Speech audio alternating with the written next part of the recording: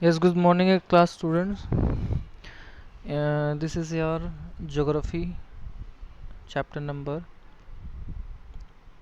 I think 2 है और 3.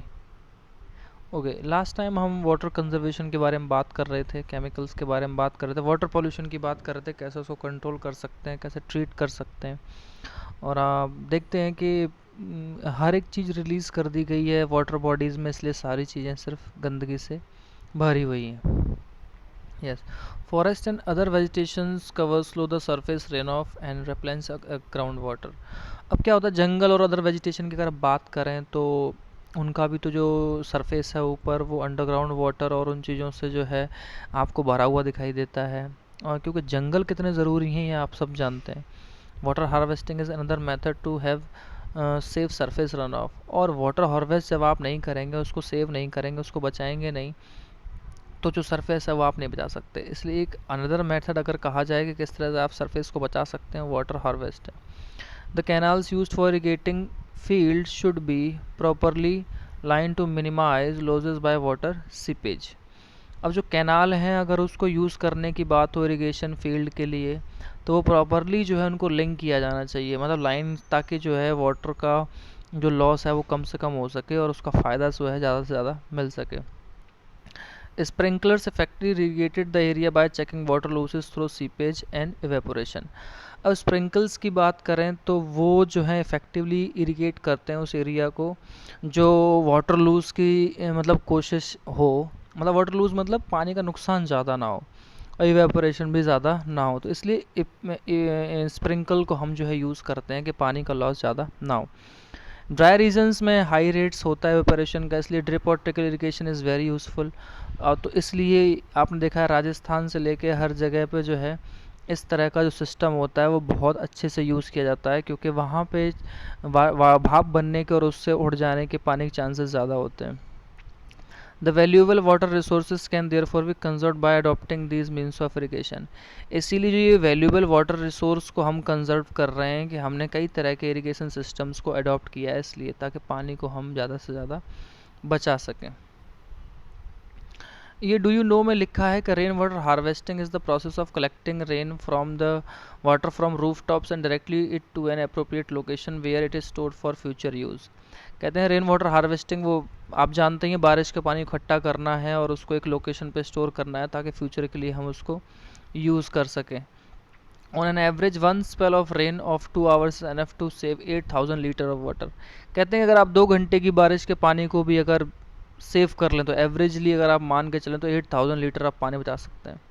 अब आप सोच के देखें, अगर आप 150 लीटर पानी भी डेली यूज़ कर रहे हैं, 100 लीटर भी कर रहे हैं, तो ये कितने दिन चल जाएगा आप सोच के देखो। 80 दिन का वाटर है आपका, 2 महीने से ज़्यादा। अगर ऐसा सब लोग करने लगें तो आप सोच के देखिए कि हमारे यहाँ की सिचुएशन कितनी बदल सकती है।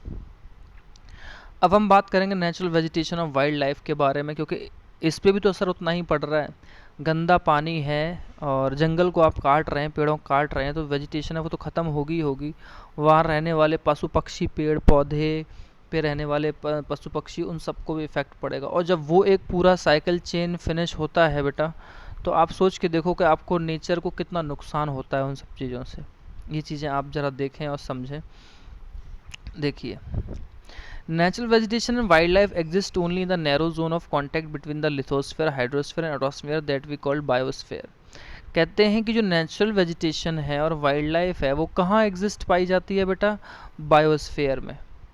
और कांटेक्ट किन 3 जगहों का होता है, लिथोस्फेयर, हाइड्रोस्फेयर, हाइड्रो मतलब पानी की जहाँ पे अवेलेबिलिटी होती है, एटमॉस्फेयर जहाँ हवा की होती है, और लिथोस्फेयर जहाँ पे सॉइल लेयर होती है। अब मिट्टी, जल और वायु तीनों को मिलाएं तो बायोस्फेयर, ठीक है। तो वो चीज़ जहाँ बनती है वहीं पे तो नेचुरल वेजिटेशन और वाइल्ड लाइफ होगी आपकी। तो in the biosphere living beings are interrelated and interdependent of on each other for survival. अगर आप बायोस्फीयर की बात करेंगे बेटा, तो आप देखते हैं यहाँ पर रहने वाले चाहे जीव जंतु, पेड़ पौधे हों, इंसान भी हो, वो इंटरलेटेड है, एक दूसरे से जुड़ा हुआ है, इंटरडिपेंडेंट, एक दूसरे पर निर्भर भी है, और on each other for survival, जीने के लिए। पानी नहीं होगा तो पौधे नहीं होंगे, पौधे नहीं होंगे तो जानवर भी नहीं होंगे, जानवर भी नहीं होगा तो जो छोटे मोटे कीट पतंगे उन्हें कौन खाएगा, घास कौन खाएगा, हर तरह की चीज़ है। हम भी क्या खाएंगे, हम जो साग सब्जियां पेड़ पौधों से चीज़ें मिलती हैं वो कैसे खाएंगे जब पानी नहीं होगा, और हम कैसे जिंदा होंगे। This life supporting system is known as the ecosystem. और इस पूरे सिस्टम की बात की जाए कि हमें बायोस्फीयर में रहते हैं, लिथोस्फीयर, हाइड्रोस्फीयर, एटमॉस्फेयर का हमें सब कुछ एलिमेंट्स चाहिए, और ये पूरा सपोर्ट सिस्टम है जिसमें हम रह रहे हैं, ये पूरा इकोसिस्टम कहलाता है। Vegetation and wild life are valuable resources. Vegetation की अगर बात करें, वाइल्ड लाइफ की बात करें, तो वो इम्पोर्टेंट हैं ही हैं। पेड़ पौधे घास, इनकी इम्पोर्टेंस इतनी ज़्यादा है कि बिना ऑक्सीजन, बिना सॉइल डिग्रेडेशन, क्यों, पेड़ पौधे नहीं होंगे तो मिट्टी कटान ज़्यादा होगा, मिट्टी कटान ज़्यादा होगा तो वो अच्छी नहीं होगी, अच्छी नहीं होगी तो उसमें फसल नहीं होगी, फसल नहीं होगी तो हम खाएंगे क्या। हर चीज़ एक दूसरे से बहुत जुड़ी हुई है। घास को जानवर नहीं खाएंगे तो घास नुकसान देगी हर चीज़ के लिए, हर चीज़ ज़रूरी है। Plants provide us with timber, give shelter to animals. अब प्लांट जो होते हैं वो हमें लकड़ियाँ देते हैं, जानवरों को रहने के लिए जगह देते हैं, ऑक्सीजन देते हैं जिसको हम ब्रीथ करते हैं, प्रोटेक्ट सॉइल, और वो मिट्टी को बचाते हैं। So essential for growing crops, act as shelter belts, help in storing of underground water, give a fruit, nuts, latex, turpentine, oil, gum, medicine plants, and also the paper that is essential for your studies. कितनी सारी चीज़ें हैं, मैंने जैसे अभी थोड़ी देर पहले आपको समझाया था, फसलें उगानी होंगी, रहने के लिए चीज़ें होंगी, अंडरग्राउंड वाटर को स्टोर करने में हेल्प करते हैं पेड़, वो हमें फल फूल पेड़ पौधे सब चीज़ देते हैं, ऑयल भी देते हैं, गम देते हैं, दवाइयों के लिए सारी चीज़ें देते हैं, यहाँ तक कि पेपर भी देते हैं जिनसे अपनी पढ़ाई करते हैं। तो आप शायद ज़रूरत इसकी समझ रहे होंगे, और आप देख रहे होंगे कितना इम्पोर्टेंट है आपके लिए पेपर, कितना इम्पोर्टेंट है आपके लिए प्लांट्स, कितना इम्पोर्टेंट है आपके लिए ट्रीज़, और कितना इम्पोर्टेंट है आपके लिए फॉरेस्ट लाइफ। ये सारी चीज़ें हमारे लिए उतनी ही ज़रूरी हैं। आप आगे देखें तो there are innumerable uses of plants and you can add some more. बहुत सारे यूज़ हैं, आप अपनी तरफ से भी ऐड कर सकते। ये ब्रह्म कमल है, ये बेटा मेडिकल हर्ब्स है, मेडिसिनल हर्ब, इससे दवाइयाँ बनती हैं। Wild life includes animals, bird, insect as well the aquatic life forms. Aquatic मतलब पानी में रहने वाले जीव जंतु हैं, उनकी भी बात होगी, पक्षियों की भी बात होगी, जानवरों की बात होगी, कीट पतंगों की बात होगी, उसमें सारी चीज़ें आती हैं।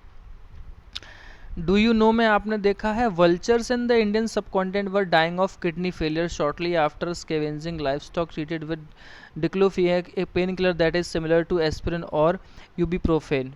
कहते हैं कि वल्चर जो है इंडियन सबकॉन्टिनेंट में गायब होते रहे हैं और मर रहे हैं, उनकी किडनी फेलियर हो रही है, क्योंकि प्रॉब्लम ये हो रही है कि जो कुछ ऐसी दवाइयाँ हैं जिसमें कि डायलोफेन पेन किलर की बात हो रही है, और ये एस्पिरिन के जैसे यूबीप्रोफेन की बात हो रही है, इनकी वजह से, पेन किलर की वजह से, इनके यूज़ करने से इन दवाइयों से उनका नुकसान हो रहा है। एफर्ट्स किए जा रहे हैं कि इन ड्रग पे बैन किया जाए और उनके स्टॉक को लिमिटेड किया जाए, ताकि जो वल्चर्स की ब्रीड है उसको बढ़ाया जा सके और उनको बचाया जा सके। आप देख लीजिए इंसान ने अपने स्वार्थ के लिए कितना कुछ नुकसान कर दिया है। ओके, आप जानते हैं वो हमें मिल्क, मीट, हाइड्स, वूल सब चीज़ प्रदान करते हैं। इंसेक्ट जो होते हैं वो हमें हनी देती हैं, और पॉलिनेशन ऑफ फ्लावर्स वहाँ से उनकी रस लेके आती हैं, और वो इम्पोर्टेंट रोल प्ले करती हैं डिकम्पोज़र का इकोसिस्टम में। कीट पतंगे, चाहे केचुए की बात लें आप, वो किसान का मित्र होता है, वो मिट्टी को और भी उपजाऊ बनाता है। The birds feed on insects and act a demonstration as well vulture. अब बर्ड्स फीड की बात करें आप, ठीक है, किंगफिशर है, तो वो भी इकोसिस्टम का एक हिस्सा है। वो और चीज़ों को, छोटी छोटी चीज़ों को खाते हैं, वो फिर उनको और लोग उसको यूज़ करते हैं, फिर और खाते हैं, इस तरह से सब एक दूसरे से डिपेंडेंट हैं। सो एनिमल्स बिग और small are integral to maintaining balance in the ecosystem. चाहे जानवर की बात हो, चाहे छोटे हों चाहे बड़े हों, वो हमारे इकोसिस्टम का सबसे इम्पोर्टेंट पार्ट हैं, जो कि बैलेंस जो है बनाए हुए हैं।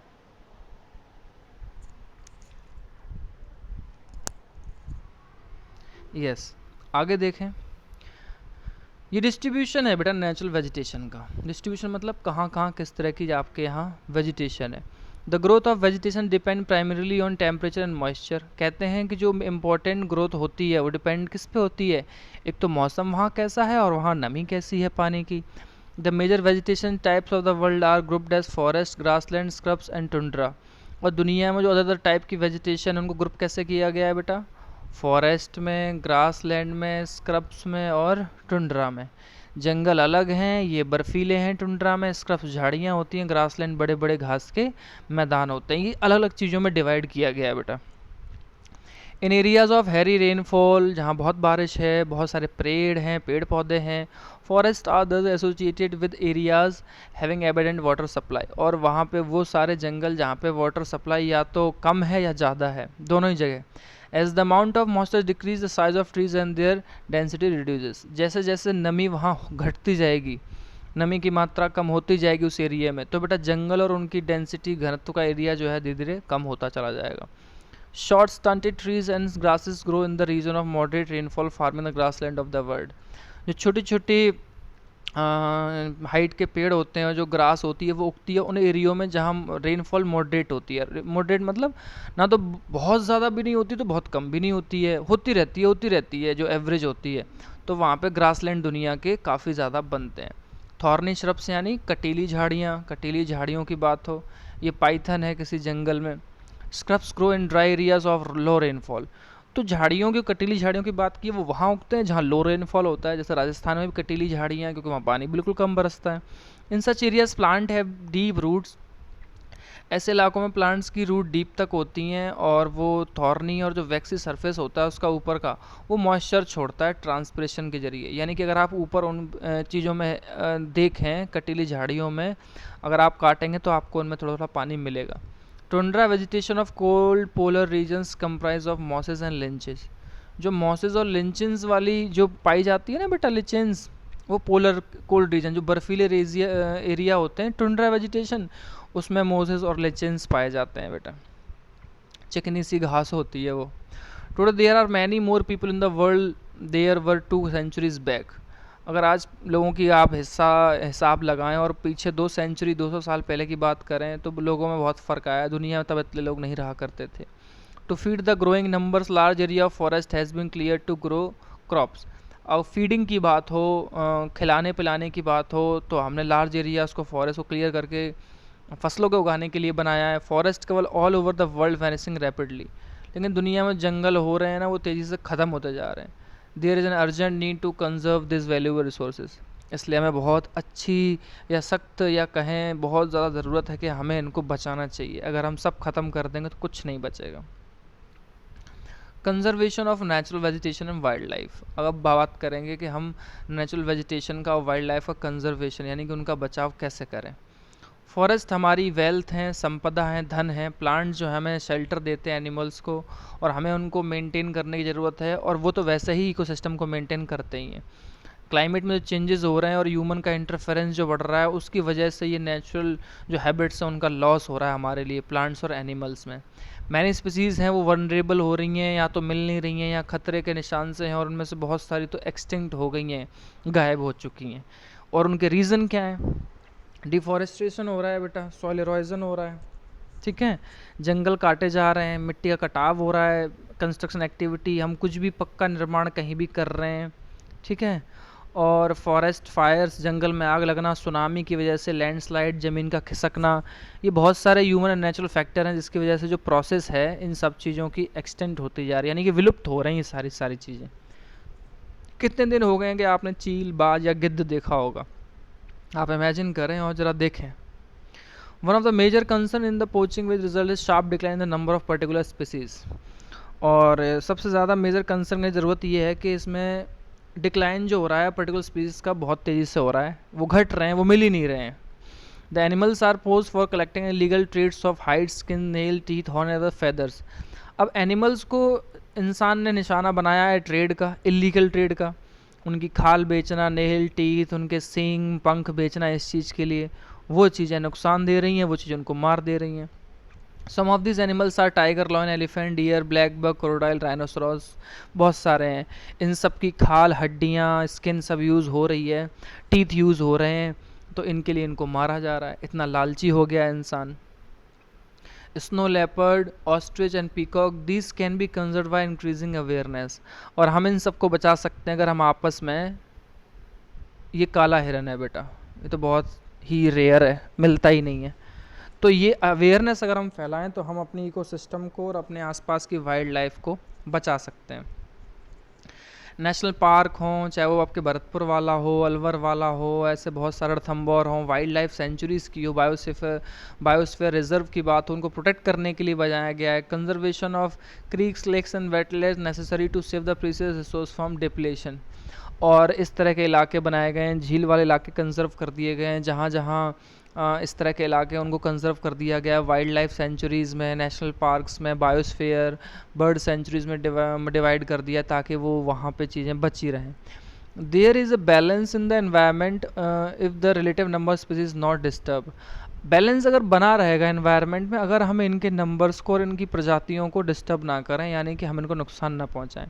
ह्यूमन एक्टिविटीज़ इतनी पहुंच गई हैं दुनिया में, और उन्होंने ही सबसे ज़्यादा डिस्टर्ब किया है हर चीज़ को। कैलिफोर्निया में जंगल में आग लग गई, फॉरेस्ट फायर लग गया ग्रीस में, इतने फ्लीज जो हैं फायर मर गए कैलिफोर्निया में। California fires, California California California breathe easy. आप सोच भी नहीं सकते हैं कि कितना फॉरेस्ट फायर से नुकसान हो जाता है। पता नहीं ये आग लगा दी जाती हैं या नहीं लगती हैं, नहीं मालूम। With global warming fan the wild fire, देखिए massive US fire destroyed home left 14 dead, 2100 लोगों ने घर छोड़ दिए।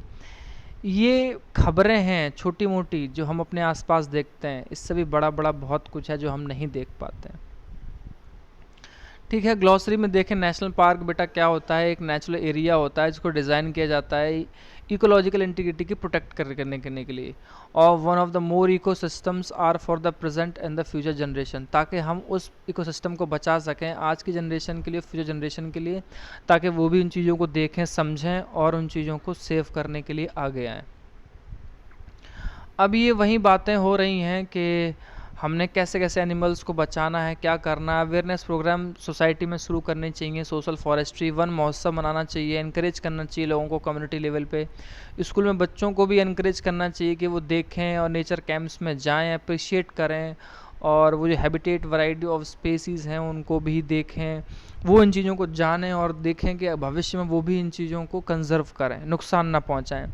Many countries have pass law against the trade of as bill well as killing of birds animals. कई सारी country में law बनाए हैं कि वो जानवरों को मारने या बर्ड्स को ना मारें। इंडिया में भी किलिंग लॉयन टाइर डियर्स को आप नहीं मार सकते, लीगल है, लेकिन फिर भी ये धीरे धीरे कहीं ना कहीं चीज़ें हो ही रही हैं। ये हर्ड ऑफ चीताज है, आप देख सकते हैं।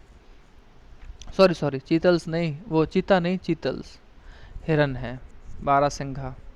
And international convention sites (CITES) have been established that list several species of birds and animal in which trade is prohibited. ये कन्वेंशन है इंटरनेशनल जिसमें कि कई सारी सेवरल स्पीसीज़ को, जानवरों की और चिड़ियों की ट्रेड को उसमें प्रोहिबिट किया गया है। आप उनका व्यापार नहीं कर सकते, आप उनको नुकसान नहीं पहुंचा सकते, आपको सज़ा मिलेगी।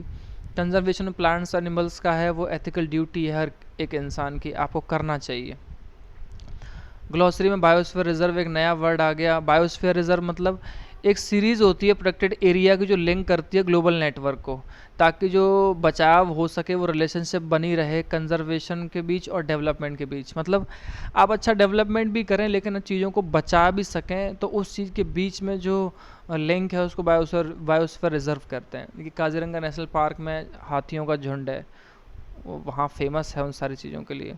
डू यू नो में साइट्स है बेटा, the convention of international trade in endangered species, ये उसकी फुल फॉर्म है, और वाइल्ड फ्लोरा एंड फौना, ये आप एक बार पढ़ेंगे, उसमें लिखा है कि वो किस तरह की चीज़ों को सेव करने के लिए आगे आ रहा है।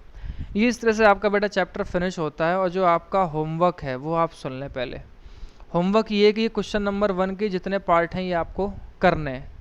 और मैं फिर से एक बात बोल दूं कि बेटा जिन्होंने ये क्वेश्चन किए हुए हैं वो ना करें, बट जिन लोगों ने करना है, नहीं किए हैं, दोबारा से अच्छा रिवीजन चाहते हैं, तो वो ये सारे के सारे क्वेश्चन बेटा आप अपनी नोटबुक में करेंगे। डू इट, ठीक। डेट मेंशन करेंगे, चैप्टर नंबर मेंशन करेंगे और चैप्टर नेम भी मेंशन करेंगे। जो टिक द करेक्ट है वो आपको बुक में ही टिक कर लेने हैं, ठीक। और होमवर्क आप ग्रुप में सेंड करें आज शाम को 7 बजे तक। ये क्वेश्चन 1 के सारे आंसर आपको करने। मैच द फॉलोइंग वाला जो है वो भी आपको बुक में ही करना है, मैच द फॉलोइंग। और जो ये वाली चीज़ें हैं स्टेट और फॉल्स टूल्स, ये भी आपको बुक में ही करनी है।